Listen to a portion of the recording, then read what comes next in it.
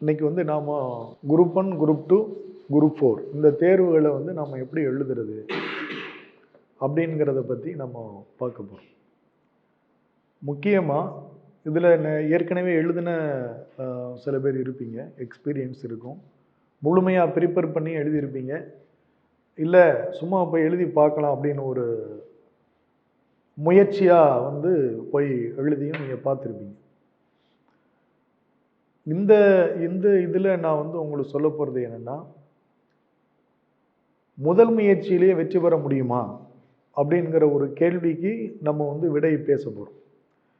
அப்படி ஒரு முதல் முயற்சியில், ஏன்னா நாம் முழுமையாக ப்ரிப்பேர் பண்ணி எழுதுறது அப்படிங்கிறது ஒரு பக்கம், எழுதி பார்க்கலாம் நமக்கு எப்படி தான் எவ்வளவு மார்க் வாங்குகிறோம், நம்ம இருக்கிற சோர்ஸஸை படிச்சுட்டு நாம் வந்து எழுதி பார்க்கலாம் அப்படின்னு நினச்சி எழுதுறது ஒரு பக்கம். ஆகையினால அது வந்து முழுமையான அர்ப்பணிப்பு இல்லாமல் அந்த முயற்சியை நம்ம மேற்கொள்வோம். குறிப்பிட்ட மதிப்பெண்களை நம்மளால் ஸ்கோர் பண்ண முடியாமல் போயிருக்கலாம்.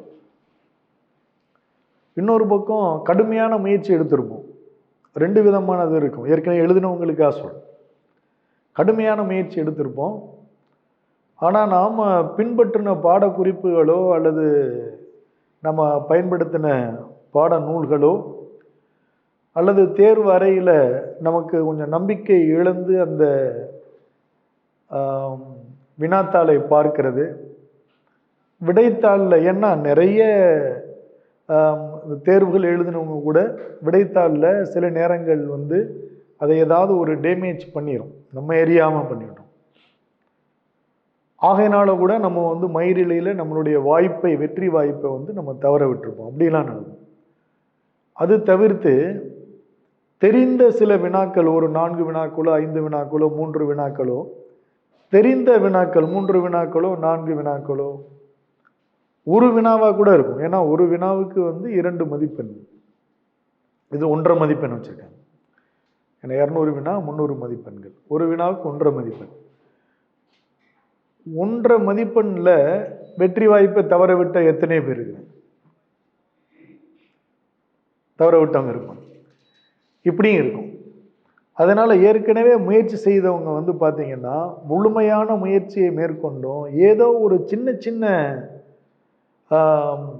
பிள்ளைகள், பின்னடைவுகள் அதில் இருக்கிறது, ஒரு அணுகுமுறையில் இருக்கிற சின்ன பிள்ளை, அது நம்மளை வெற்றி வாய்ப்பிலிருந்து நழுவ வச்சிடும். இது ஒரு பக்கம்.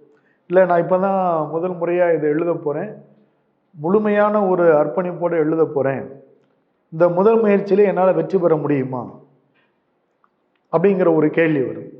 இல்லை நான் ஏற்கனவே எழுதினேன், ஆனால் வந்து முழுமையான தயாரிப்பு இல்லாமல் எழுதுனா, நான் இந்த முறை அப்படி இல்லை, நான் முழுமையாக நான் எழுத போகிறேன். ஏன்னா உங்களுக்கு என்ன வாய்ப்புனா, ஏப்ரல், மே, ஜூன் வரிசையாக நமக்கு வந்து குரூப் 1, குரூப் 2, குரூப் 4 இந்த மாதிரி அடுத்தடுத்த மாதங்களில் அவங்க நோட்டிஃபிகேஷன் கொடுக்க போகிறாங்க இல்லையா? அப்போது அந்த வாய்ப்பை வந்து நாம் வந்து தவற விடக்கூடாது. முதல் முயற்சியில் வெற்றி பெற முடியுமா அப்படின்ற ஒரு கேள்வி எழுதுறதுக்கு 1000% முடியும் அப்படிங்கிறதுக்கு நானே உங்களுக்கு ஒரு எடுத்துக்காட்டு. ஏன்னா என்னுடைய குரூப் 2வை நான் வந்து ஒரு 2 மாத ப்ரிப்பரேஷனில் முதல் முயற்சியில் நான் வந்து அதில் பணி வாய்ப்பு பெற்றேன். முதல் முயற்சியிலே வெற்றி பெற்றேன். அந்த முதல் முயற்சியில் நான் எடுத்த எஃபர்ட், நான் வந்து ப்ரிப்பேர் பண்ண மெட்டீரியல்ஸ், நான் ப்ராக்டிஸ் பண்ண கொஸ்டின்ஸ், இந்த இதெல்லாம் என்னுடைய முழு முயற்சியில் நான் எடுத்துக்கிட்ட இது எல்லாமே வந்து பார்த்திங்கன்னா அந்த முதல் முயற்சியை வெற்றிக்கான முயற்சியாக மாற்றிடுச்சு. அப்போது நான் எடுத்த அந்த எஃபர்ட் வந்து பார்த்திங்கன்னா கண்டினியூவாக 4 குரூப் 2 வரிசையாக நான் கிளியர் பண்ணிகிட்டே இருந்தேன்.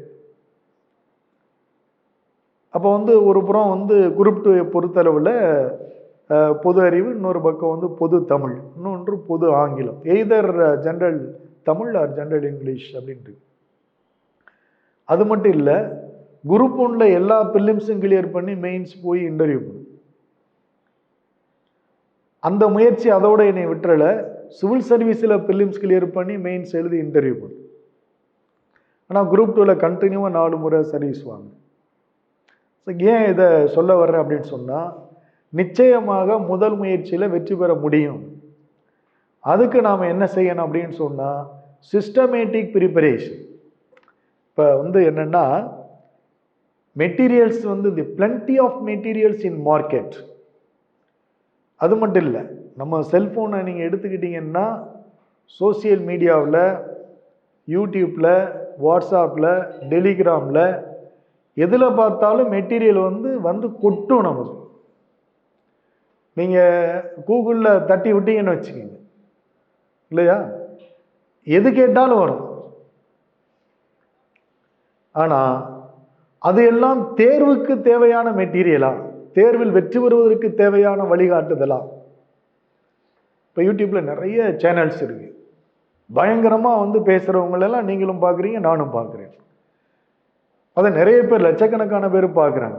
ஆனால் தேர்வுக்கான வெற்றிக்கான உத்திகள் அதில் இருக்கா? ஒரு தெரிந்த வினாவை எப்படி ஆன்சர் பண்ணணும், பாதி தெரியுது, எங்கேயோ பார்த்த ஞாபகம் இருக்கு, அந்த கேள்விக்கு எப்படி நம்ம ஆன்சர் பண்ணணும்? தெரியாத ஒரு வினா இருக்கு, அதை எப்படி நம்ம ஆன்சர் பண்ணணும்? எவ்வளவு வினாக்களை நம்ம சரியா பண்ணோம்னா இந்த தேர்வில் வெற்றி பெற முடியும்? நம்முடைய போட்டியாளர்கள் யார், அவங்க எப்படி ஸ்கோர் பண்ணுவாங்க? நாம எந்த ஸ்கோருக்கு மேல போனோம்னா நிச்சயமா நம்ம வெற்றி பெற முடியும்.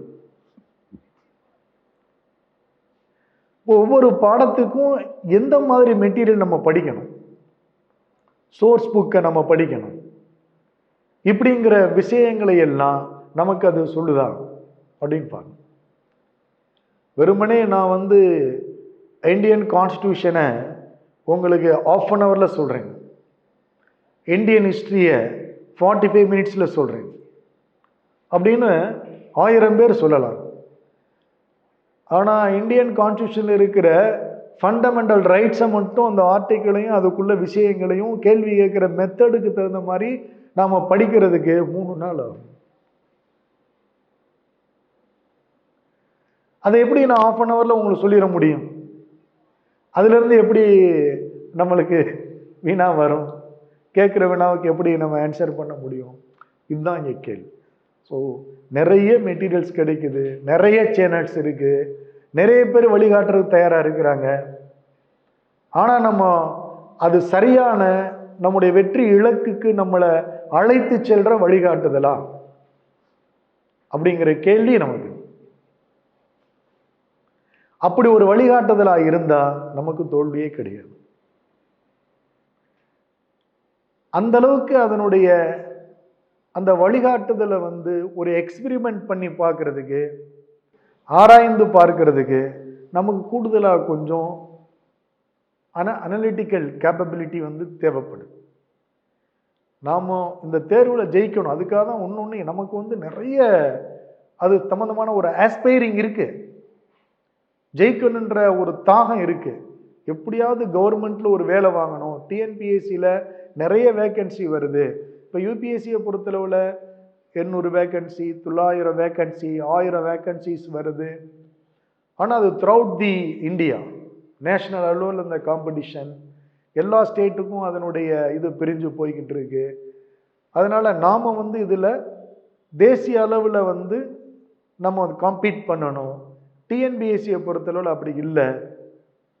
குரூப் 1ல் தான் குறைவான வேக்கன்சிஸ் வருது. குரூப் 2ல் 3000, 4000 ரெண்டாக பிரிக்கிறாங்க. குரூப் 2, குரூப் 2ஏன்னு சொல்லிட்டு 5000, 6000, 7000 வேக்கன்சிஸ் கூட வருது. நம்ம மாநிலத்திலேயே, நம்ம மாவட்டத்திலேயே நம்ம வேலை செய்ய முடியும், நம்ம விரும்பின பதவியை நம்ம பெற முடியும். குரூப் 4ல் அதை விட அதிகமான வேக்கன்சிஸ் வருது. ஒரே முயற்சி வரும், அப்ஜெக்டிவ் கொஸ்டின்ஸ், அதில் நம்ம கிளியர் பண்ணிட்டோம்னா கையில் வேலை வருது.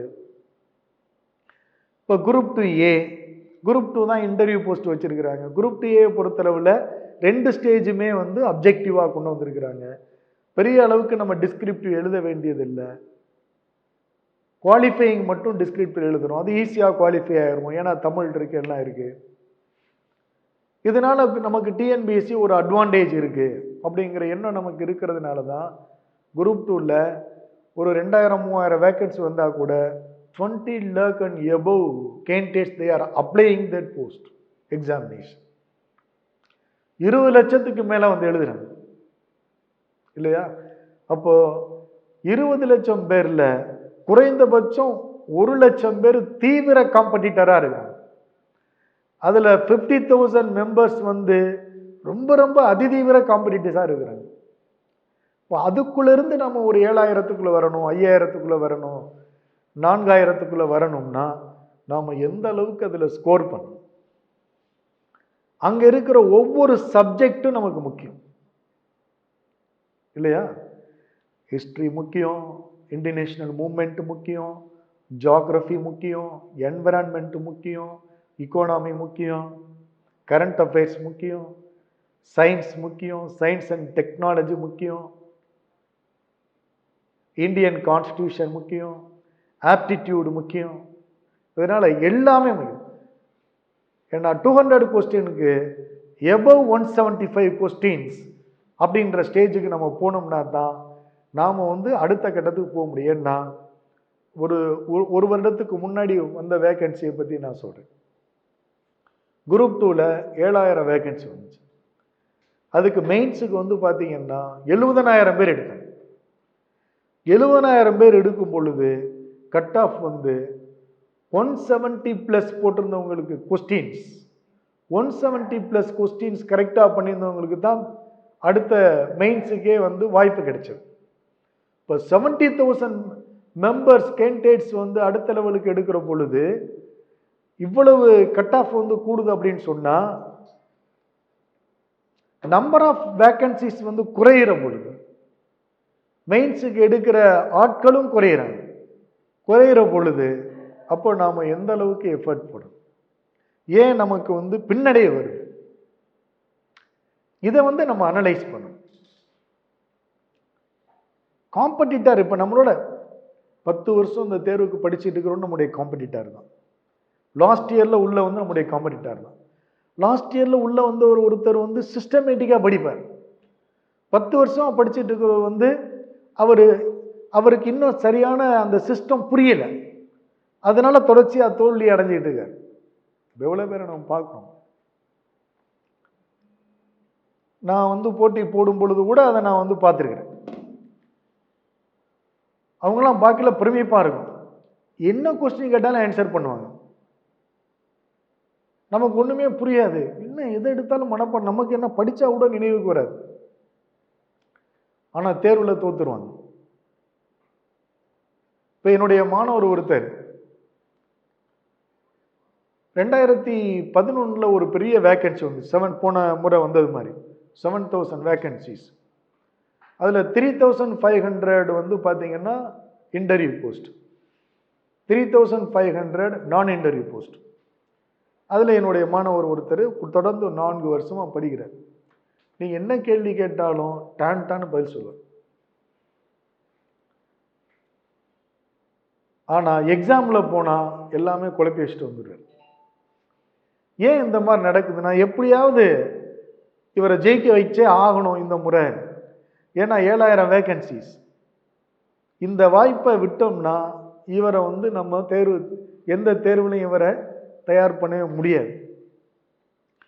இன்டர்வியூ போஸ்ட்டுக்குள்ள உள்ள போயிட்டா மீதம் இருக்கிறவங்க நான் இன்டர்வியூ போஸ்ட்ல, ஏன்னா 7,000 பேர் 1:2, மீதம் இருக்கிற 3,500 பேரை இன்டர்வியூல எடுத்துட்டு அந்த 3,500 பேருக்கு நான் இன்டர்வியூல போஸ்ட் கிடைச்சிடும்.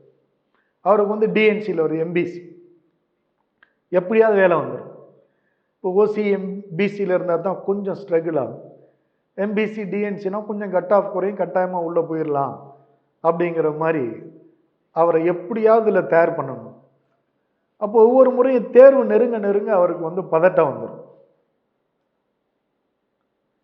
ஒரு வாரம் இருக்க ரொம்ப பதற ஆரம்பிச்சிடும். எந்த கேள்வி கேட்டால் ஆன்சர் பண்ணுற ஒரு வாரம் இருக்கிற பொழுது தெரிஞ்ச கேள்வியே கேட்டா 5 ஆன்சர் சொல்லுவார். இப்போ நான் எக்ஸாம்பிள் சொல்றேனே, ஒத்துழையாமை இயக்கம் ரொம்ப எளிமையா ஒரு கேள்வி சொல்றேன். ஒத்துழையாமை இயக்கம் எந்த வருஷம் நடந்துச்சு அப்படின்னு கேட்டோம்னா எடுத்தவன சொல்லுவார் 1920, 1920. இல்ல 1919, இல்ல 1930, இல்ல 1942. முதல்ல சொன்ன ஆன்சர் கரெக்ட். ஆனா அவருக்கு அந்த பதட்டம் என்ன செய்யுதுன்னா அடுத்தடுத்த தப்பான ஆன்சர் நோக்கும். இப்படித்தான் இங்க ஆன்சர் பண்ணுவோம் இந்த மாதிரி. அப்போ நான் என்ன பண்ணேன், அவரை கடைசி 4 நாளுக்கு நீ படிக்கவே வேணாம், படிக்கவே வேண்டாம்.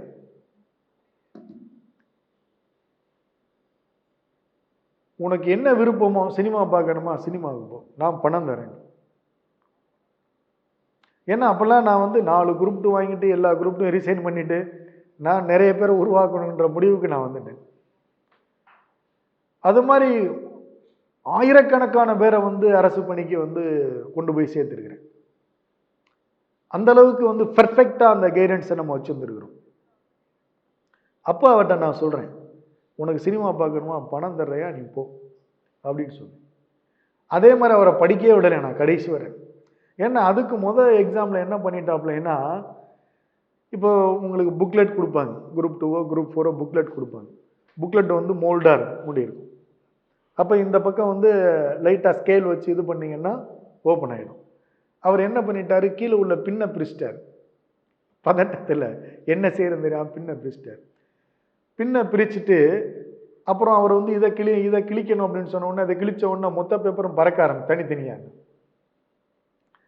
இதுலேயே 1/4 மணி நேரம் ரொம்ப பதட்டமாகி அந்த இதில் ஃபெயிலியர் ஆகிட்டார்.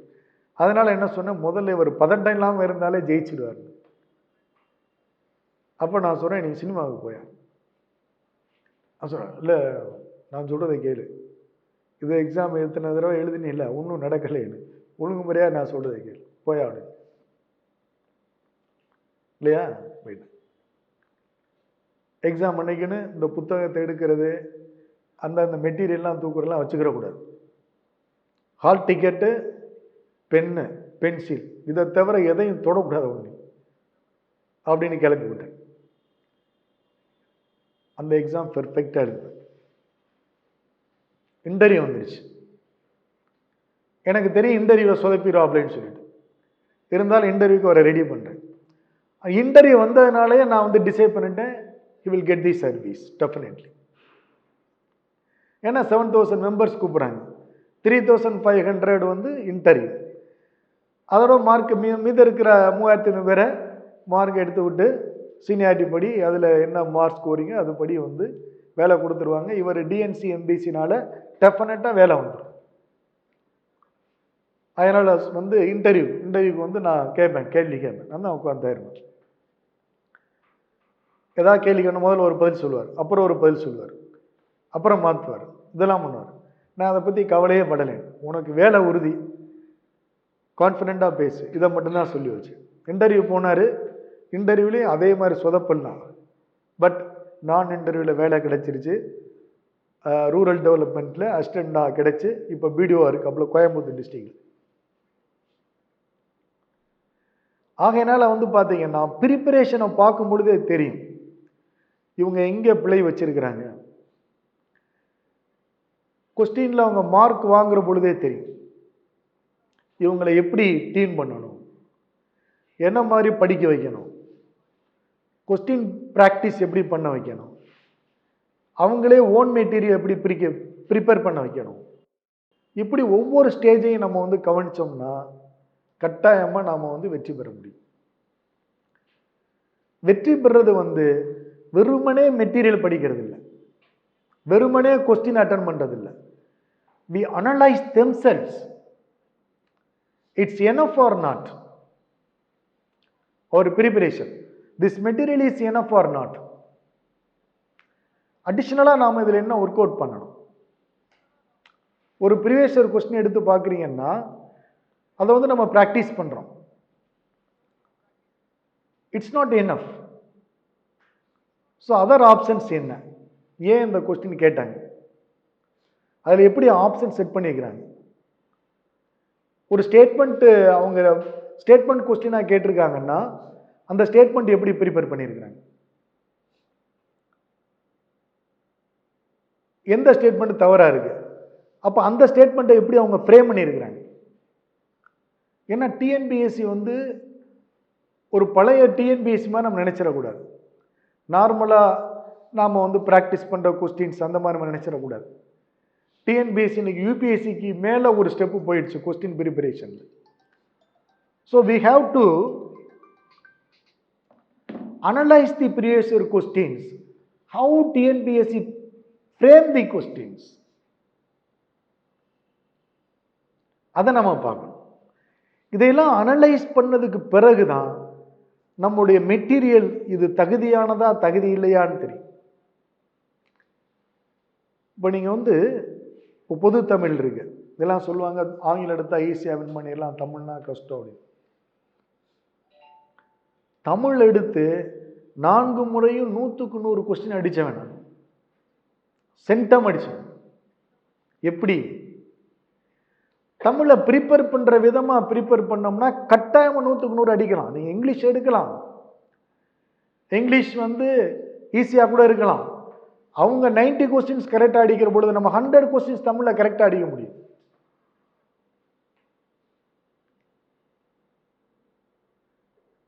குரூப் 2 குரூப் 4ல நாம தமிழ் எடுத்து, இப்ப குரூப் 4 பொறுத்தவரை தமிழ் மட்டும்தான் வச்சுக்கோங்க. ஒரு பக்கம் ஜெனரல் ஸ்டடீஸ், இன்னொரு பக்கம் ஜெனரல் தமிழ், அவ்வளவுதான். குரூப் 2ல அதே தமிழ் எடுத்து 100 கொஸ்டின்ஸை நம்ம அச்சீவ் பண்ணிட்டோம் அந்த தமிழ்லைன்னு சொன்னா, நீங்க பிரிலிம்ஸ் கிளியர் பண்றதை யாராலையும் தடுக்க முடியாது. அதே தமிழ்ல நீங்க ஸ்ட்ராங்கா இருந்தீங்க அப்படின்னு சொன்னா மெயின்ஸ் நீங்க குரூப் 2A கட்டாயமா சர்வீஸ் வாங்கிடுவீங்க. இப்போ குரூப் 2 மட்டும்தானே நமக்கு இன்டர்வியூ போஸ்ட், அது டிஸ்கிரிப்டிவ். ஆனா குரூப் 2A அதே அப்ஜெக்டிவ் தான். நீங்க பிலிம்ஸுக்கு என்ன நீங்க ப்ரிப்பேர் பண்றீங்களோ அதே தான் அப்படியே மெயின்ஸ்க்கு நம்ம வச்சுக்கிற போறோம். 60 கொஸ்டின்ஸ் கேட்டாங்கன்னா 60க்கு 60 அடிக்கலாம். ஃபர்ஸ்ட் அட்டெம்ப்ட்லேயே நம்ம அடிச்சு கிளியர் பண்ணலாம். ஆனா என்ன பண்ணணும், நாம கடைசி நேரத்தில் உட்காந்து நம்ம அனலைஸ் பண்ணக்கூடாது, ஸ்டார்டிங்ல இருந்து அனலைஸ் பண்ணணும். From the beginning, first test, first class, அங்கே அடிஷனலா நம்ம என்ன எழுதிட்டு வரோம், கிளாஸ்ல என்ன சொல்றாங்க,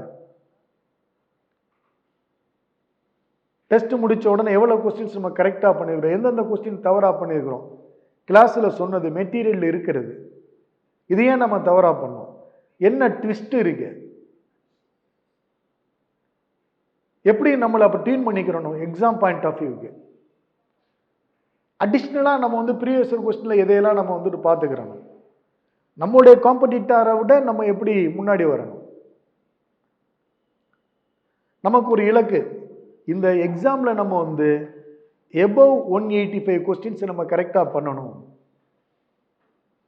அவுட் ஆஃப் 200 அப்படின்னு இலக்கு. எபவ் 190 கரெக்டா பண்ணணும், இப்படி ஒரு டார்கெட் வச்சுக்கிறோம். ஸ்டார்டிங்ல நம்ம பிராக்டிஸ் பண்ற பொழுது 100 வருது, அப்புறம் 110, 120, கொஞ்சம் கொஞ்சமா இம்ப்ரூவ் பண்ணிட்டே வரும்.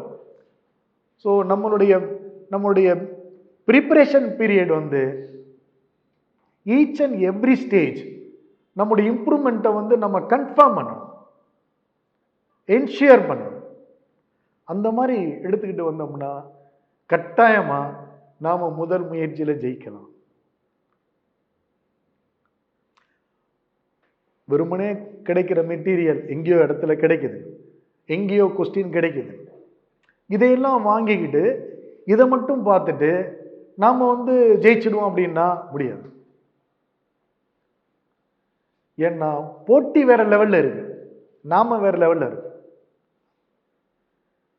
அப்போ ஒரு 6 மாதம் 1 வருடம் இதுக்காக நம்ம டெடிகேட் பண்ணணும்னு வச்சுக்கோங்களேன். we are not in proper preparation, that period is waste. அது என்ன செய்யும், நம்முடைய கான்ஃபிடென்ட்டை கீழே இறக்கிக்கிட்டே இருக்கும். அப்போ நமக்கு கான்ஃபிடென்ட்டா நம்ம இருக்கணும்னா நாம ஒரு 180 கொஸ்டின்ஸ் கரெக்டா பண்ணிட்டோம், 170 பண்ணிட்டோம் அப்படின்னு சொன்னா கூட, அந்த அட்டெம்ப்டை நம்ம வின் பண்ணா கூட நம்ம நல்ல லெவல்ல இருக்கோங்கிறத நம்ம நம்ப முடியும்.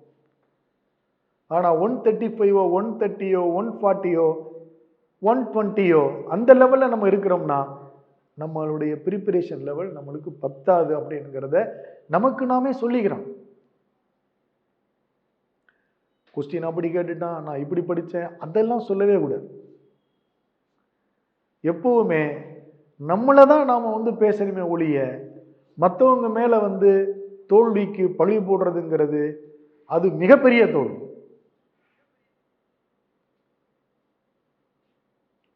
நான் அதைத்தான் முதல்ல சொல்றேன். எங்கே அதாவது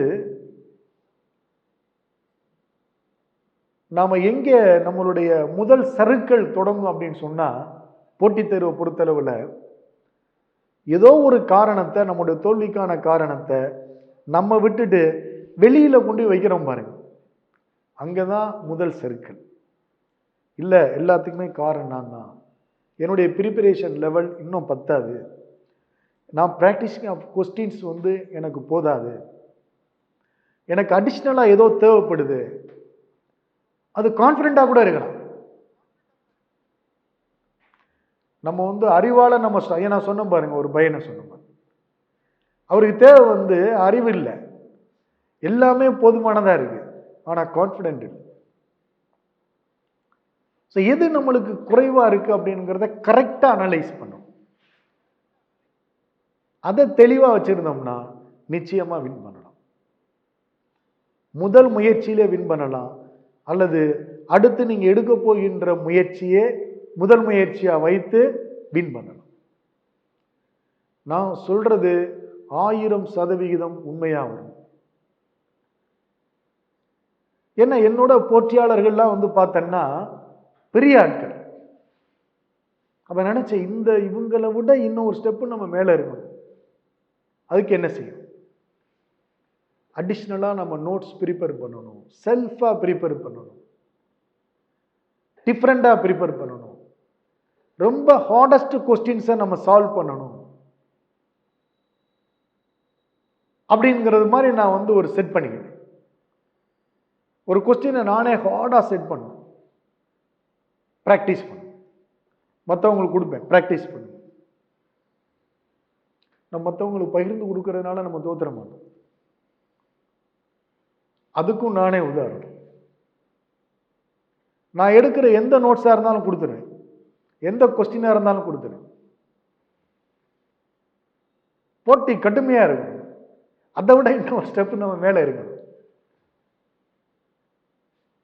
இப்படித்தான் நம்முடைய ப்ரிப்பரேஷன் இருக்கு. இருந்தா நிச்சயமா நம்ம வந்து ஜெயிக்க முடியும். நீங்க ஏதாவது கேள்வி இருந்தா கேளுங்க, சும்மா கேளுங்க. we have to discuss. Next month தான் குரூப் 1 மெயின்ஸ் நடக்குது. இப்போ இன்டர்வியூ எல்லாம் முடிஞ்சு போஸ்டிங் கொடுத்ததுக்கு அப்புறம் தான் கால்ஃபர் ஆகுமா, இல்ல அதுக்கு முன்னாடி ஆகுமா? இல்லை, அதுக்கும் தொடர்பு இல்லை. அவங்க கிளீனாக வந்து டைம் டேபிள் போட்டாங்க, அது மாதிரி அவங்க கொடுத்துருவாங்க. கட்டாயமாக நடக்கும். ஏன்னா இப்போ இருக்கிற சேர்மன் செக்ரட்டரி எல்லாமே வந்து ரொம்ப சிஸ்டமேட்டிக்காக அதை நடத்திக்கிட்டு இருக்கிறாங்க. அதனால் 100% வந்து அந்தந்த மாதங்களில் நோட்டிஃபிகேஷன் வந்துடும்.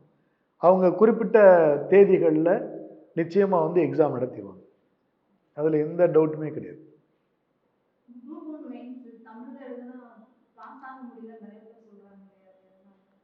அதுக்கு காரணம் வந்து என்னன்னா, நிறைய காரணம் இருக்கு. அதை நம்ம இப்போ வந்து பப்ளிக்ல அதை பேச முடியாது. 1000% பாஸ் ஆகலாம். என்னுடைய மாணவர்கள் நிறைய பேர் இருக்கிறாங்க. டிஎஸ்பியா தமிழ்லே எழுதி, டெபுட்டி கலெக்டரா தமிழ்லே எழுதி, கௌசல்யான்னு ஒரு பொண்ணெல்லாம் தமிழ்லே எழுதி ஸ்டேட்லேயே டாப்பராக இருந்தாங்க. அதெல்லாம் இல்லை. நம்மகிட்ட கண்டென்ட் இருந்துச்சுன்னா மார்க் வரும். ப்ரெசன்டேஷன் தான் முக்கியம். அது ஒரு கருத்து இருக்கு, ஆனால் வந்து அதை நம்ம முழுமையாக ஏற்றுக்க முடியாது. நான் வந்து பெர்ஃபெக்டாக எழுதுகிற பொழுது என்னுடைய பேப்பருக்கு வந்து மார்க் கொடுக்கறத அவங்க அவாய்ட் பண்ணவே முடியாது. அதனால தமிழில் எழுதுறதை நம்ம வந்து தாழ்வாவோ அல்லது வெற்றி பெற முடியாது அப்படின்னு நம்ம சொல்லவே முடியாது. அதை நான் சொல்லக்கூடாது, ஏன்னா தமிழாலேயே ஜெயிச்சவன் நான். வேற கேள்வி இருந்தா கேள்வி. குரூப் 1 ப்ரிப்பரேஷன் வந்து எந்த மாதிரியான டைம் மேனேஜ் பண்ணி படிக்க ஆரம்பிக்கலாம்? ஏன்னா இப்போ நான் ஒரு 6 மந்த்தாக தான் ப்ரிப்பேர் பண்ணிட்டு இருக்கேன். ஸோ நெக்ஸ்ட் 6 மந்த்துக்குள்ளே நான் அதை கம்ப்ளீட் பண்ணணும் அப்படின்னா எந்த மாதிரி பண்ணணும்? State board book. சயின்ஸ் வந்து முழுக்க நீங்கள் ஸ்டேட் போர்ட் புக் எடுங்க. 6th-லேருந்து 10th science, 11th 12th physics, chemistry, biology எடுத்துங்க. அதில் ஃபஸ்ட்டு வந்து ஒரு ரீட் கொடுத்துட்டு புக் பேக் கொஸ்டின்ஸ் வந்து படிங்க. அதுக்கப்புறம் நீங்கள் அங்கே என்னெல்லாம் உங்களுக்கு முக்கியமான பாயிண்ட்டாக தெரியுது அப்படிங்கிறதெல்லாம் தனி நோட்ஸாக எடுத்து வச்சுக்கணும். உங்களுடைய ஓன் நோட்ஸ் மெட்டீரியல் ப்ரிப்பேர். நீங்கள் எப்போ உங்களுடைய ஓன் மெட்டீரியல் ப்ரிப்பேர் பண்ணுறதுக்கு கொஞ்சமாவது ஒரு நாளைக்கு 2 பக்கம் 3 பக்கம் ஒவ்வொரு சப்ஜெக்டில் இருந்து ஃபுல்லாக ப்ரிப்பேர் பண்ண வேண்டியதில்லை. கொஞ்சமாவது ஓன் மெட்டீரியல்னு நீங்கள் ஒரு வெள்ளை பேப்பர் எடுத்து A4 சீட் எடுத்து என்னைக்கு எழுத தொடங்குறீங்களோ அன்னைக்கு நீங்கள் வெற்றியினுடைய முதல் படியில் ஏற தொடங்கிட்டீங்கன்னு அர்த்தம். ஒன்று. அது மாதிரி சோசியல் சயின்ஸ், அப்புறம் +1 +2ல் ஹிஸ்ட்ரி ஜியோகிரஃபி, இது 2 முக்கியம். மேத்தமெட்டிக்ஸ் இங்கிலீஷ் வேணும்னு சொன்னால் நீங்கள் ஆர்எஸ் அகர்வாலுடைய ஆப்டிடியூடு புக் எடுத்துக்கோங்க, ரொம்ப சிம்பிளாக இருக்கும், அதில் நீங்கள் படிக்கலாம். தமிழில் வேணும்னு சொன்னால் நீங்கள் ஸ்டேட் போர்ட் புக்கே எடுத்துக்கலாம். அப்புறம் நிறைய புக்ஸ் எல்லாம் போட்டுக்கிறாங்க தமிழில் வந்து ஆப்டிடியூடுக்கு வந்து, இதுக்கு வச்சு ரெகுலராக நியூஸ் பேப்பர் படிங்க. ஏதாவது ஒரு இங்கிலீஷ் நியூஸ் பேப்பர், ஒரு தமிழ். இங்கிலீஷில் வந்து ஹிந்து எடுத்துக்கோங்க, தமிழில் வந்து தினமணியோ அல்லது ஹிந்து தமிழோ எடுத்துக்கோங்க. இதிலிருந்து ரெகுலராக நீங்கள் நோட்ஸ் ப்ரிப்பேர் பண்ணு. உங்களுக்கு சொல்கிறேன், நீங்கள் ஏன்னா ஓனாக ப்ரிப்பேர் பண்ணுறதுக்கான இது நான் வந்து சொல்கிறேன் இந்த இது. அதுக்கப்புறம் கான்ஸ்டியூஷனை பொறுத்தளவில் அவங்க முழுக்க லட்சுமிகாந்த் தான். இங்கிலீஷில் நீங்கள் எடுத்துக்கலாம். தமிழில் வந்து பார்த்தீங்கன்னா ஸ்டேட் போர்ட்லேயே வந்து தமிழில் நிறைய கொடுத்துருக்குறாங்க. கவர்மெண்ட்டும் கொடுத்துருக்கு இந்தியன் கான்ஸ்டியூஷனுக்கு. எக்கனாமியை பொறுத்தளவில் சங்கர் கணேசனுடைய இங்கிலீஷ் புக் ஒன்று இருக்குது, நீங்கள் ஸ்டேட் போர்டு புக்கில் படித்தது போக நான் சொல்கிறேன், அது தமிழில் டிரான்ஸ்லேட் பண்ணியிருக்கிறார். சங்கர் கணேசன் ஒரு ஐஆர்எஸ், அவர் வந்து என்னுடைய மாணவர் தான். அவருடைய புத்தகம் இங்கிலீஷில் இருக்குது, தமிழையும் டிரான்ஸ்லேட் பண்ணியிருக்கிறாங்க. அந்த புத்தகத்தை நீங்கள் படிக்கலாம். தமிழ் வந்து பேசிக்ஸ் நல்லா அதில் புரியும். ஸ்டேட் போர்ட் புக்கை பாருங்கள், இது வந்து உங்களுக்கு போதும். குரூப் 1ல் பிலிம்ஸ் நீங்கள் கிளியர் பண்ணுறதுக்கும் மெயின்ஸ் எழுதுறதுக்கும் இதுவே உங்களுக்கு போதும். மெயின்ஸில் என்னென்னா இப்போ அடிஷ்னலாக எத்திக்ஸ் கொண்டு வந்துருக்குறாங்க. எத்திக்ஸ்லாம் ரொம்ப சிம்பிளாக தான் கேட்பாங்க, திருக்குறளில் இருந்தோ பழைய சங்க இலக்கியங்கள் இருந்தோ அந்த மாதிரி. ஏன்னா யூபிஎஸ்சியில் உள்ள எத்திக்ஸ்லேயே திருக்குறள் கேட்குறது. எத்திக்ஸ்லாம் ஒன்றும் இல்லை, நானே சொல்லிக் கொடுப்பேன் நிறைய விஷயங்கள் வந்து. வேற ஏதாவது கேளுங்க சுரேஷ். சார் நம்ம லாஸ்ட் நடந்த குரூப் 4ல வந்து 165 வந்திருக்கு, சிவி வரைக்கும் வந்திருக்கு. எனக்கு சயின்ஸ் தான் வீக்கா இருக்கு. சயின்ஸ் கிளாஸ் மட்டும் அட்டன் பண்ணிக்குமா, கம்பல்சரி எல்லா கிளாஸும் அட்டன் பண்ணலாமா சார்? அட்டன் பண்ணணுமா? அதாவது எந்த ஒரு சப்ஜெக்ட்டுமே நீங்கள் வீக்காக இருக்குன்னு நினைக்க வேணாம். அது உங்களுக்கு அடிப்படை வந்து தெரியும். எக்ஸாம் பாயிண்ட் ஆஃப் வியூவில் உங்களால் அப்ரோச் பண்ண முடியல அப்படின்னு மட்டும் நினச்சிக்கிறோம். எப்போவுமே நீங்கள் ஒன்ஸு ப்ரிப்பரேஷனுக்குள்ளே வந்துட்டீங்கன்னா இந்த சப்ஜெக்ட் நான் வீக்கு, இது ஸ்ட்ரென்த் அப்படிலாம் ஒன்றும் கிடையாது. வீக்னு எங்கே நம்ம சொல்கிறோம்னா, கொஸ்டினுக்கு சரியாக நம்ம ஆன்சர் பண்ண தெரியல, அதை தான் நம்ம வீக்னு சொல்கிறோம். அப்படின்னா என்ன, கொஸ்டினை அப்ரோச் பண்ண தெரியலேன்னு அர்த்தம், அவ்வளோதான். நம்ம வந்து we are strong in subject always. Once நீங்கள் படிச்சிட்டிங்கனாலே சப்ஜெக்ட் உங்களுக்கு புரிஞ்சிடும். கொஸ்டினை ட்விஸ்ட் பண்ணி கேட்குற பொழுது நம்ம அதுக்கு வந்து அதை ஆன்சர் பண்ணையில் நம்ம மைண்டில் வந்து தெளிவாக அதுக்கு ஆன்சர் பண்ணுற அளவுக்கு நம்ம வந்து கான்ஃபிடெண்ட்டாக இல்லை அப்படின்னு தான் அர்த்தம். அதனால் மறுபடியும் எந்த சப்ஜெக்டை வந்து நம்ம அந்த மாதிரி ஆன்சர் பண்ண முடியலையோ மீண்டும் வந்து 1க்கு 2 தடவை படித்தோம்னா அதை ஒரு தடவை படிக்கணும், மறுபடியும் அதை ஆன்சர் பண்ணணும், அப்புறம் மறுபடியும் படிக்கணும், மறுபடியும் அதை ஆன்சர் பண்ணணும். நம்ம என்னென்னா சப்ஜெக்டையும் கொஸ்டினையும் மாற்றி வச்சுக்கிறோம். இது 2 இப்போ வந்து ஒரு நாணயத்திற்கு 2 பக்கங்கள் சொல்கிறது மாதிரி போட்டித் தேர்வுக்கு 2 பக்கம், ஒரு பக்கம் சப்ஜெக்ட், இன்னொரு பக்கம் கொஸ்டின்ஸ். கொஸ்டினை 2ஐயும் பேரலாக நம்ம ஹேண்டில் பண்ணணும். நான் எல்லாத்தையும் படித்து முடிச்சுட்டு கடைசியாக கொஸ்டின் ப்ராக்டிஸ், அந்த வேலையே நம்ம வச்சிடக்கூடாது. இன்னைக்கு படித்தோமா இன்றைக்கே ப்ராக்டிஸ் பண்ணணும். அதை நம்ம தொடர்ச்சியாக எடுத்தோம்னா கட்டாயமாக ஜெயிச்சிடலாம். அவ்வளோதான். நம்ம பார்க்கலாம் சுரேஷ். பேரை கேளுங்க. உங்கள் பேர் என்ன? கேளுங்க. எழுதுனீங்க 172 மார்க்கா கொஸ்டினா? பரவாயில்ல, அது ஒன்றும் குறைவான மார்க் இல்லை.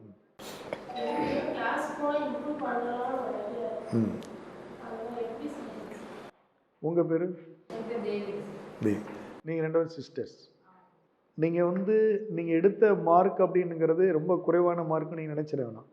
வீட்டில் இருந்தே ப்ரிப்பேர் பண்ணி இந்த அளவுக்கு மார்க் நீங்கள் ஸ்கோர் பண்ணியிருக்கிறீங்கன்னா உங்களுக்கு ஒரு சிஸ்டமேட்டிக் ப்ரிப்பரேஷன் இப்படி தான் இருக்கணும் அப்படிங்கிற சின்ன கைடன்ஸ் இருந்தாலே போதும். கட்டாயமாக அடுத்து வர்ற எல்லா எக்ஸாம் நீங்கள் வின் பண்ணலாம். குரூப் 4 வின் பண்ணலாம், குரூப் 2 வின் பண்ணலாம், சிவில் சர்வீஸ் வரலாம், குரூப் 1 வின் பண்ணலாம், எல்லாமே வின் பண்ண முடியும். ஆனால் நான் சொல்கிறேன் பாருங்க, நோட்ஸ் மேக்கிங், மெட்டீரியல் மேக்கிங் அப்படிங்கிறது டெய்லி நம்ம எழுதணும். எழுத நீங்கள் டிஸ்கிரிப்டிவ்க்கு உங்களை அறியாமே நீங்கள் தயாராகிட்டே இருப்பீங்க.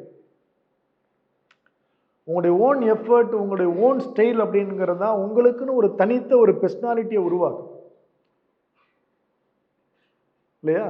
அதனால நீங்கள் நோட்ஸ் மேக்கிங் அப்படிங்கிறதுக்கு அதிகபட்சம் ஒன்றுமே இல்லையா, நியூஸ் பேப்பர் எடுத்து ஒரு 10 பேராவை எழுதுங்க போதும்.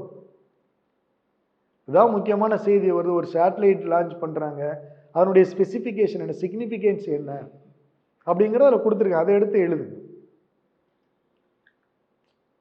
இல்லையா. இப்போ வந்து ஒரு நம்ம நாடும் இன்னொரு நாடும் ஒரு ஒப்பந்தம் போடுறாங்க, அந்த ஒப்பந்தத்தில் எதெல்லாம் முக்கிய சரத்துகளாக இருக்குது அதை எடுத்து எழுதுங்க. இப்போ பருவநிலை மாநாடு நடக்குதுன்னா ஏன் நடக்குது, எங்கே நடக்குது, இதுக்கு முன்னாடி எங்கே நடந்துச்சு, தொடர்ச்சி அடுத்தடுத்து எங்கே நடந்தது, இந்த மாநாட்டினுடைய தீம் என்ன இல்லையா, என்ன அப்ஜெக்டிவ்ஸ் வச்சிருக்கிறாங்க, அதில் அவங்களுடைய ப்ரோக்ராம் என்ன, நெக்ஸ்ட் அப்படிங்கிற டிமாண்ட் என்ன, அதெல்லாம் நீங்கள் தனித்தனியாக ஒரு தலைப்பு போட்டு நீங்களா உங்கள் ஸ்டைலுக்கு புரிகிறது மாதிரி ஒரு தலைப்பை வச்சுக்கிட்டு நீங்கள் எழுதணும். இது ஒரு நாளைக்கு நீங்கள் வந்து இதுக்கு ஒரு மணி நேரம் ஒதுக்குங்க. இது நான் நோட்ஸ் மேக்கிங் டைம், இது வந்து இதில் ஒரு 10 பக்கத்துக்கு நான் எழுதுவேன் அப்படின்னு டைம் வச்சு எழுதுங்க, கட்டாயமாக ஜெயிக்கலாம். வீர சுபாஷ். Okay, 137 okay.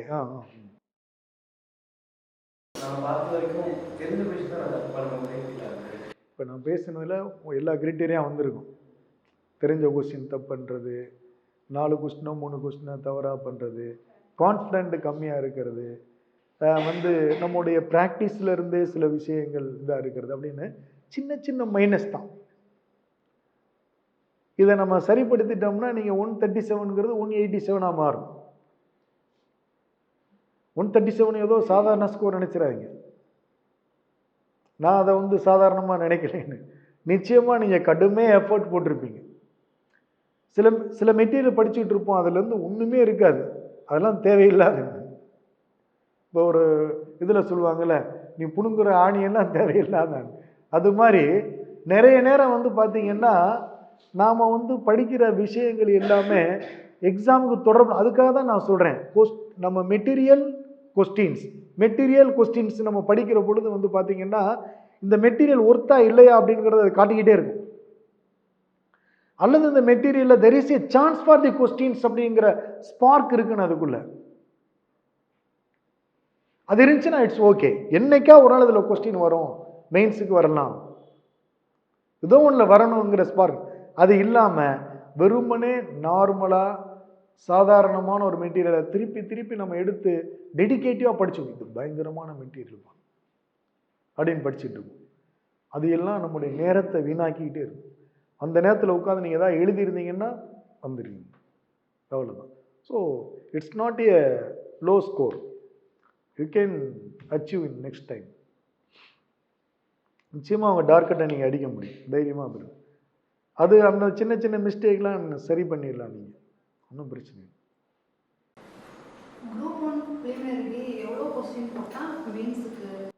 ஸ்டார்டிங்கில் வந்து பார்த்தீங்கன்னா 2012, 13 அந்த மாதிரி காலகட்டத்தில் 115, 120 கொஸ்டின்ஸ் போதுமானதாக இருந்துச்சு. இப்போ வந்து 130, 135, 140, 45, 50 வரை போகுது. ஏன்னா நிறைய பேர் போட்டித் தேர்வு வந்துட்டாங்க, சாஃப்ட்வேர்லேருந்து எல்லாருமே உள்ளே வர்றாங்க. கவர்மெண்ட்டில் வேலைக்கு போனால் பெஸ்ட்டு அப்படிங்கிற மாதிரி காம்படிஷன் வந்து ஜாஸ்தி ஆகிட்டு இருக்கு. ஆகையினால அதுக்கு தகுந்த மாதிரி, அதுக்காக அவங்க வர்றாங்கிறதுனாலே நம்ம தோற்றுருவோன்னு கிடையாது. தமிழ் மீடியத்தில் படித்தவங்க வந்து பெரிய வெற்றி அடைஞ்சிருக்கிறாங்க, கரஸ்பாண்டன்ஸில் படித்தவங்க பெரிய வெற்றி அடைஞ்சிருக்கிறாங்க. So systematic preparation with confident, exam point of view preparation, அந்த மாதிரி இருக்கு. ரோஷன், ஆமாம் பார்த்தேன், ட்ரை பண்ணுங்க. கரஸ்பாண்டன்ஸ்லையா ரெகுலர்லையா? ரெகுலர். இப்போ இந்த நம்ம குரூப் பண்ண இந்த இன்டகிரேட்டட் கோர்ஸே வந்து பார்த்தீங்கன்னா வெள்ளி சனி ஞாயிறு இப்படி தான் பிளான் பண்ணுறேன். வெள்ளிக்கிழமை ஒரு செஷன், சனிக்கிழமை ஃபுல் டே, சண்டே டெஸ்ட்டு, அதுக்கப்புறம் கிளாஸ், அந்த மாதிரி தான் பிளான் பண்ணுறேன். ஏன்னா மற்ற நாளில் சப் இன்ஸ்பெக்டர் போய்கிட்டு இருக்கு, அதனால் இந்த இது ஃபஸ்ட்டு பேட்ச் இப்படி வச்சுருக்கிறேன். அதனால் உங்களுக்கு கிளாஸ் வர்றதுக்கு உங்களுக்கு ரொம்ப சிரமம் இருக்காதுன்னு நினைக்கிறேன். துணிஞ்சு ப்ரிப்பேர் பண்ணுங்கள். சரி, இப்போ நீங்கள் ஒரு பக்கம் பிஜி பண்ணிட்டு இருக்கீங்க, இன்னொரு பக்கம் இதையும் நீங்கள் ப்ரிப்பரேஷன் எடுத்துக்கிட்டிங்கன்னா நீங்கள் பிஜி முடிச்சா நாளைக்கு வந்து ஸ்லெட்டு நெட்டு எழுதுன்னு நினைக்கிறீங்க. போட்டித் தேர்வுக்கு தயாரானீங்கன்னா ஈஸியாக நீங்கள் அடிச்சிடலாம். என்ன சப்ஜெக்ட் உங்களுக்கு? எம்சிஏ எடுக்கிறீங்க. போட்டித் தேர்வுக்கு ப்ரிப்பேர் பண்ணுறது அப்படிங்கிறது எப்போவுமே வீணாகவே போகாது. எங்கேயோ ஒரு இடத்துல நம்மளை வந்து அது ஒரு பெரிய நிலைக்கு உயர்த்தி. ஸோ இப்போ நம்ம வந்து மெட்டீரியல் பற்றி நம்ம வந்து சொல்லிட்டோம் என்ன படிக்கணும் அப்படிங்கிறத. ஸ்டேட் போர்ட் புக்ஸ் தான் நம்மளுக்கு பேசிக்ஸ். அதுபோக ஸ்பெசிஃபிக் புக்ஸ் வந்து நம்ம படிக்கிறோம். அதை எதுக்காக படிக்கிறோம்னா கொஸ்டின் வந்து இப்போ குரூப் 1 குரூப் 2 வந்து பார்த்தீங்கன்னா டிகிரி லெவல் ஆகிடுது.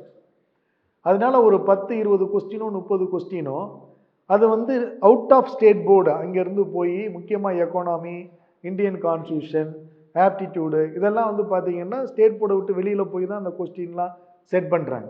அது மாதிரி கரண்ட் அஃபேர்ஸ் இது வந்து நம்மளுக்கு புக்கு கிடையாது, வெளியில் போய் தான் செட் பண்ணுறாங்க. இங்கே தான் நம்ம வந்து ட்ராபேக்ஸ் இருக்குது. இங்கே தான் கரெக்டான approach, proper material, proper practice, proper notes making அப்படிங்கிறதுல நம்மளுக்கு வேரி ஆகிறோம். அங்கே தான் பின்னடைவு வருது. ஸோ இதை கிளியராக வச்சுக்கிட்டோம்னா கண்டிப்பாக ஜெயிச்சிடலாம். ஸோ அதர்வைஸ் வந்து ஸ்டேட் போர்டை பொறுத்தளவில் 6th to 10th social science, Tamil, இங்கிலீஷ்லேருந்தும் கொஸ்டின் வருதுன்னு, தமிழ்லேருந்தும் கொஸ்டின் வருது, எல்லாத்துலேருந்தும் கொஸ்டின். ஏன்னா எப்படியா இருந்தாலும் நீங்கள் வந்து மெயின்ஸுக்கு தேவைப்படும். குரூப் 2லையோ குரூப் 1லையோ குரூப் 2A நம்மளுக்கு வந்து மெயின்ஸுக்கு வந்து நமக்கு தேவைப்படும். அது மாதிரி குரூப் 4 பொறுத்தளவில் தமிழ் ரொம்ப ரொம்ப முக்கியமாயிடும். குரூப் 4 என்ன அட்வான்டேஜ்? எழுதி முடிச்சோன்னே வேலை வாங்கிக்கலாம். எனக்கு இப்போ இருக்கிறதுலே வந்து பார்த்தீங்கன்னா குரூப் 2A நான் ரொம்ப கம்ஃபர்ட்டாக ஃபீல் பண்ணுறேன். வேக்கன்சியும் அதிகமாக இருக்குது, அப்ஜெக்டிவ் டைப் 2 ஸ்டேஜ்லேயும், இன்டர்வியூ இல்லை. ப்ராப்பராக நீங்கள் எஃபர்ட் போட்டிங்கன்னா அட்லீஸ்ட் நான் சொல்கிறேன், நீங்கள் குரூப் 1 வரலாம், குரூப் 2 வரலாம், அட்லீஸ்ட் குரூப் 2A ஒரு வேலை நீங்கள் கட்டாயமாக செக்யூர் பண்ணணும். அதில் வேக்கன்சி உங்களுக்கு கூட இருக்குது, கட்டாயமாக செக்யூர் 100% செக்யூர் பண்ணணும் இல்லையா? அந்த மாதிரி வேறு ஏதாவது உங்களுக்கு டவுட் இருக்கா? ஓகே, நம்ம வந்து வகுப்பு ஜாயின் பண்ணுறதுன்னா நீங்கள் வந்து பாருங்கள். நாளையிலேருந்து வகுப்பு ஸ்டார்ட் ஆகிடும். நாளிலேருந்து வகுப்பு ஸ்டார்ட் ஆகுது. என்னென்னா இப்போ ஃபஸ்ட்டு நம்மளுடைய வகுப்புகளை வந்து 3 நாட்கள் அந்த மாதிரி நம்ம கொண்டு போகிறோம். ஆனால் சாட்டர்டே ஃபுல் டே இருக்கும், சண்டே வந்து உடனே டெஸ்ட் இருக்கும். அதுக்கப்புறம் ரெகுலர் டெஸ்ட், டெய்லி ஒவ்வொரு கிளாஸ்லேயும் டெஸ்ட் வர்றது மாதிரி நம்மளுடைய பிளான் வச்சுருக்குறோம். உங்களுக்கு தேவையான மெட்டீரியல்ஸ் ப்ராப்பரான வந்து எக்ஸாம் ஓரியன்டேஷனில் மெட்டீரியல் உங்களுக்கு ரெகுலராக உங்களுக்கு கொடுத்துருவோம். தமிழ் வந்து நம்ம ஸ்பெஷல் கான்சன்ட்ரேஷன். நிறைய பேர் இங்கிலீஷ் இருப்பீங்க, நீங்கள் வந்து தமிழ் வந்து நான் ஸ்பெஷல் அட்டென்ஷன். தமிழை பொறுத்தளவில் நான் என்ன கொஸ்டின் வந்து உங்களுக்கு ஃப்ரேம் பண்ணி கொடுக்குறேனோ அந்த கொஸ்டினுக்கு வந்து 99.99% வாய்ப்பு. ஏன்னா போன முறை கடந்த ஒரு 7-8 மாதமாக நாம் ப்ரிப்பேர் பண்ண கொஸ்டின்ஸ் தான் தினகரன் இதெல்லாம் ஆஃப் பேஜ் போட்டு வந்தாங்க. அரைப்பக்கம் குரூப் 4க்கும் போட்டாங்க, குரூப் 2க்கும் போட்டாங்க. நான் வந்து பெருமைக்காக சொல்லலை. அதுலேருந்து நியர் அபவுட் 75% ஆஃப் கொஸ்டின்ஸ் 2 எக்ஸாம்லேயுமே ரெஃப்ளெக்ட் ஆகிடும். தமிழ்லாம் பொறுத்தளவில் கிட்டத்தட்ட 95% நம்ம கொஸ்டின்லேயே நம்ம வந்து கவர் பண்ணுவோம். அவங்க கேட்குற கொஸ்டின்ஸ் அந்தளவுக்கு அதில் ப்ராக்டிஸிங் உங்களுக்கு இருக்கும். இங்கிலீஷும் அதுக்கு ஈக்குவல் இம்பார்ட்டன்ஸ் வந்து நம்ம கொடுக்குறோம் வந்து. அதனால் வந்து இப்போ நமக்கு நல்ல டைம் இருக்குது. நம்மளை முழுமையாக இப்போ ஒரு 137 190 வரை ஸ்கோர் பண்ணுற அளவுக்கு இந்த கேப்பபிலிட்டியை இன்க்ரீஸ் பண்ணுறதுக்கான காலமாக நம்ம வந்து இதை பயன்படுத்திக்கிறோம். நோட்டிஃபிகேஷன் வந்ததுலேருந்து நீங்கள் என்ன செய்யணும்? ரிவிஷன் ஸ்டார்ட் பண்ணிடணும். நோட்டிஃபிகேஷன் வந்ததுக்கு அப்புறம் படிக்க ஆரம்பித்தோம்னா நம்ம அங்கே வந்து ப்ராப்பர் காம்படிஷன்லேருந்து நம்ம கீழே தான் இருக்கும், சந்தேகமே இல்லை. ஏன்னா போட்டியாளர்கள் தான் தொடர்ச்சியாக படிச்சுக்கிட்டு இருக்கிறாங்க. நாம் வந்து அப்ளிகேஷன்லாம் போட்டுட்டு அதுக்கப்புறம் என்றைக்கு ஸ்டார்ட் பண்ணலான்னு சொல்லிட்டு அதுக்கு ஒரு நாள் பார்த்து அப்போ தான் ஸ்டார்ட் பண்ணும். அது வந்து நம்மளுக்கு போதுமானது இல்லை. அதனால் உடனடியாக உங்களுடைய ப்ரிப்பரேஷனை தொடங்குங்க. நிச்சயமாக வந்து நீங்கள் வெற்றி பெறலாம். நம்முடைய இன்ஸ்டியூஷனுடைய கைடன்ஸ் உங்களுக்கு தேவைப்பட்டால் கட்டாயமாக உங்களுக்கு எப்பவும் உண்டு. அதனால் ஆல் தி பெஸ்ட். நீங்கள் எதாவது கொஸ்டின்? தேங்க்யூ. எக்ஸாமோ இல்லை எஸ்ஐ எக்ஸாமோ எதுனாலுமே ரொம்ப நல்லா படிக்கிறவங்களோட ஆவரேஜாக படிக்கிறவங்க வந்து அட்டன் பண்ணுறது ஒரு நிறைய பேர் வந்து அட்டன் பண்ணுவோம். இப்போது ஃபஸ்ட்டு எடுத்தோடனே எங்கள் மைண்டில் என்ன ஒன்று நம்ம ஸ்கூல்லேயே ஒழுங்காக படிக்கலையே, இது படிச்சிருவோமா பாஸ் ஆயிடுவோமான்ற டவுட் நமக்குள்ளேயே இருக்குது. அதை எப்படி ஓவர் கம் பண்ணுறது? இப்போ நீங்கள் வந்து பார்த்தீங்கன்னா நீங்கள் சொன்னது 100% உண்மை. நான் 2012 நான் ரெவன்யூ இன்ஸ்பெக்டர், அது எனக்கு 4th சர்வீஸ், எனக்கு 4வது முறை ரெவன்யூ இன்ஸ்பெக்டர், ரெவன்யூ அசிஸ்டன்ட் வருது. ஆனால் என்னுடைய ஸ்டூடெண்ட் எல்லாம் முனிசிபல் கமிஷனர், சப் ரெஜிஸ்டர். அதான் கூட்டு கேட்டேன், எப்பட்றா நான் தாண்டா சொல்லி கொடுத்தேன், எப்பட்றா நீங்கள் இந்த மாதிரி முனிசிபல் கமிஷனர்? ஐயா எல்லாம் உங்களுடைய வழிகாட்டுதல். ஸோ அதே விஷயம், ஏன்னா நான் சொல்லி கொடுத்துக்கிட்டு இருக்கிறேன், அவங்க படிச்சுக்கிட்டு இருக்கிறாங்க இல்லையா? ஸோ அதில் மட்டும் கிட்டத்தட்ட 5 பேர் முனிசிபல் கமிஷனர் அந்த வருஷத்தில், 5 பேர் சப் ரெஜிஸ்டர். பெரிய அச்சீவ்மெண்ட் அதெல்லாம். ஸ்டேட் செகண்டே என்னோடய ஸ்டூடெண்ட் தான், நவேந்திரன் ஒரு பையன். அவர் வந்து இப்போ கார்பரேஷன் கமிஷனராகவே ஆகிட்டார் லாஸ்ட் இயரில். இப்போ அவர் காஞ்சிபுரம் கார்பரேஷன் கமிஷனர் அவர் தான், குரூப் 2 வந்தவர் தான். ஸோ குரூப் 2லேயே பெரிய அளவுக்கு உயர முடியும். அந்த மாதிரி அது மாதிரி ஆவரேஜ் ஸ்டூடெண்ட் அப்படிங்கிறதுலாம் இங்கே ஒன்றும் கிடையாது. யார் சிஸ்டமேட்டிக்காக ப்ரிப்பேர் பண்ணுறாங்க, கிளியராக ப்ராக்டிஸ் பண்ணுறாங்க அப்படிங்கிறது தான் முக்கியமாக ஒழிய, நம்மளுடைய அகடமிக் மார்க்கோ ஆவரேஜ் ப்ரிப்பரேஷனோ ஆவரேஜ் ஸ்டூடெண்ட்டோ போட்டித் தேர்வை பொறுத்தளவில் அங்கே ப்ரெசன்ஸ் ஆஃப் மைண்ட் தான். என்ன படித்தாலும் எக்ஸாம் காலில் எந்த அளவுக்கு நம்ம ரீகால் பண்ணுறோம், எவ்வளவு கான்ஃபிடெண்ட்டாக கொஸ்டினை அப்ரோச் பண்ணுறோம், நம்ம வந்து கொஸ்டினில் தெரியாத வினாக்களுக்கு கூட ஸ்ட்ராட்டஜிக்காக ஆன்சர் கொண்டு வர்றது எப்படிங்கிற ப்ராக்டிஸை வந்து நம்ம எந்த அளவுக்கு கற்றுருக்குறோம், இதுதான் ஜெயிக்க வைக்கும். 4 கொஸ்டின் 5 கொஸ்டின் கூட வந்துட்டு நம்ம அந்த பக்கம் இருப்போம், குறைஞ்சிருச்சுன்னா இந்த பக்கம் இருப்போம், அவ்வளோ. அதே மாதிரி நோட்ஸ் ப்ரிப்பரேஷனுக்கு ஏதாவது ஐடியா நான் சொல்லுவேன். நோட்ஸ் ஏன்னா இப்போ நம்ம ஒரு லெசன் எடுக்கிறோம்னா, ஹிஸ்ட்ரியிலலாம் ஒரு லெசன் எடுக்கிறோம்னா நானே அண்டர்லைன் பண்ணுறேன்னா பாதிக்கு மேலே நானே அண்டர்லைன் பண்ணி வச்சுருக்கேன். அதுலேருந்து எப்படி முக்கியமான பாயிண்ட் வெளில எடுக்கிறதுன்றது கொஞ்சம். அதுக்கு தான் நான் வந்து ஒன்று சொன்ன பாருங்க, ஒரு நாணயத்துக்கு 2 பக்கங்கள் மாதிரி போட்டித் தேர்வுக்கு வந்து 2 பக்கம் இருக்குது. ஒரு பக்கம் மெட்டீரியல், இன்னொரு பக்கம் வந்து கொஸ்டின் ப்ராக்டிஸ். கொஸ்டின் ப்ராக்டிஸ் பண்ணுற பொழுது நம்மளுக்கு தெரிஞ்சிடும் எந்தெல்லாம் கான்சன்ட்ரேட் பண்ணுறாங்க. அப்போ நோட்ஸ் மேக்கிங் எப்படி இருக்கணும். இப்போ நான்லாம் யூபிஎஸ்சி ப்ரிப்பரேஷனில் எடுத்த உடனே ப்ரீவியஸ் இயர் கொஸ்டின் எடுத்து அந்த கொஸ்டினையே நோட்ஸாக மேக் பண்ணேன். ஒவ்வொரு டாப்பிக்லேயும் எத்தனை கொஸ்டின் கேட்டுக்கிறாங்க, அந்த கொஸ்டினையே நோட்ஸாக அந்த கொஸ்டினோட நோட்ஸ் மேக் பண்ணி அது தொடர்பான விஷயங்களை அதோட அடிஷ்னலாக ஆட் பண்ணிக்கிட்டேன். பெரும்பாலும் அந்த பகுதியிலிருந்து தான் நான் நிறைய கொஸ்டின்ஸ் வந்து அதுக்கு பின்னாடி பார்த்தேன். என்னுடைய செகண்ட் அட்டம்ப்டில் நான் வந்து பிலிம்ஸ் கிளியர் பண்ணேன். Purely Tamil medium student. Reason என்ன, நம்ம வந்து கன்சிஸ்டண்ட்டாக ஒர்க் பண்ணுறோம், இதுதான் விஷயம். நோட்ஸ் மேக்கிங்கிறது தான் அவர் மறுபடியும் அதை கேட்குறதுக்கு வந்து என்னென்னா, ஜெயிக்கணுன்ற அர்ஜி இருந்தால் அது நமக்கு வந்து ஒரு இது இருக்குது. ஸோ நோட்ஸ் மேக்கிங்கிறது நம்முடைய வெற்றியை இன்னும் விரைவுபடுத்துகிற ஒரு டூல் அப்படிங்கிறத மறந்துடக்கூடாது. அது சொல்லி தரணும்.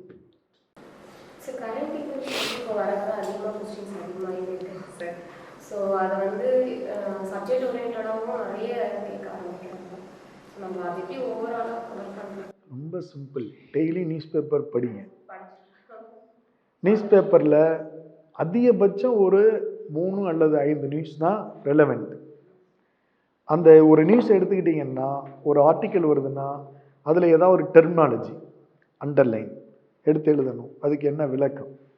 அங்கே ஏதாவது ஒரு இயர் கொடுத்துருப்பாங்க, ஒரு ஆர்கனைசேஷன் கொடுத்துருப்பாங்க, அந்த ஆர்கனைசேஷனுடைய ரோல் என்ன, ஹெட் குவார்ட்டர் எங்கே இருக்குது, எதுக்காக அது உருவாக்கி இருக்கிறாங்க, அவங்க ஏதாச்சும் வந்து இப்போ என்ன சோசியல் ரீஃபார்ம்லையோ அல்லது வந்து எக்கனாமிக்கல் ரீஃபார்ம்லையோ பொலிட்டிக்கல் ரீஃபார்ம்லையோ என்ன கான்ட்ரிபியூட் பண்ணிக்கிட்டு இருக்கிறாங்க, ஒரு ஹெல்த் செக்டாரில் அல்லது வந்து ஒரு ட்ரேட் செக்டாரில், இப்படி எங்கெல்லாம் அவங்க கான்ட்ரிபியூட் பண்ணுறாங்க அப்படிங்கிற அடிஷ்னலாக நீங்கள் தேடி எழுதுங்க.